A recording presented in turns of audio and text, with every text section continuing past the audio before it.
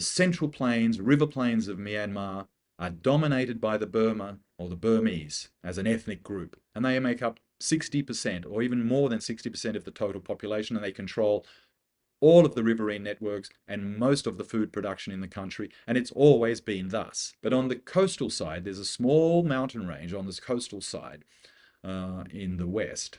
And there you find on the other side what you call the Arakan. The idea that they're rebels against the central government and that they've been fighting the central government because of domination and cruelty and so forth and so on is another farcical narrative.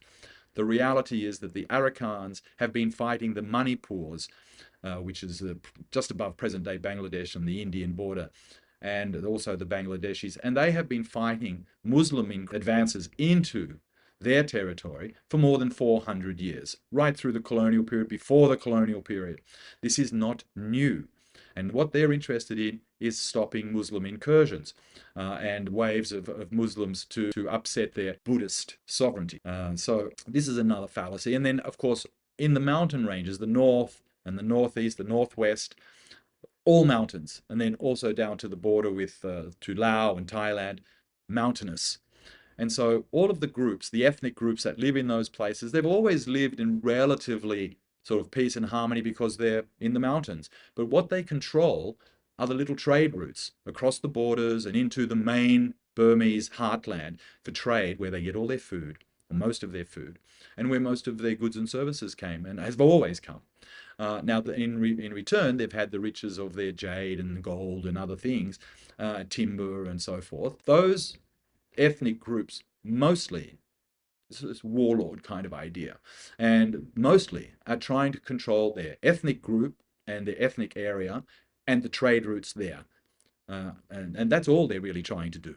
And you can see that in the fact that this has been going on forever, even when it's been funded, enormously funded, by the Americans and by the Europeans and by the Japanese and by the Taiwanese. Now, the Taiwanese have been involved there because there was an entire nationalist army that couldn't go back to Taiwan, and it went into Myanmar, and it eventually became the largest drug-running organization in the world. And the remnants of that still exist and still operate drugs in the mountains of Myanmar. So this idea that they're all fighting against the central government is only true in the sense that the central government wants to keep the trade routes running open to all of them. This is true.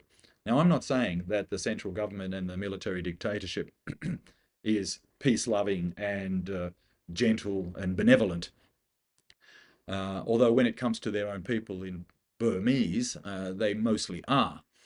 So now that US Aid and the NED, other organizations, evangelical churches, and where do they get their funds from? The United States, from their Bible Belt. Now, I'm not saying that they're not doing some good. They have been. Medical, health, education, but next to that is drugs and guns. Now, the recent raids for scam activities on the Myanmar border by Thailand, you will also find that that is timed very nicely to also ensure that there is a block, if you like, for the drugs and gun trade. Very much the Iran-Contra idea. Now, Cambodia, Hun Sen, President of the Senate, Thaksin Shinawatra in Thailand, and his daughter, the current Prime Minister, who is currently under a limited threat from the opposition, funded, of course, externally, and Anwar Ibrahim in Malaysia. The three of them have been working very closely together to get a resolution for Myanmar and to be able to get elections in place. And meanwhile, in the north of Myanmar, India has been very, very relaxed and kept that border under control. Likewise, the Chinese frontier, also the Chinese have ensured that that is also calmed down enormously.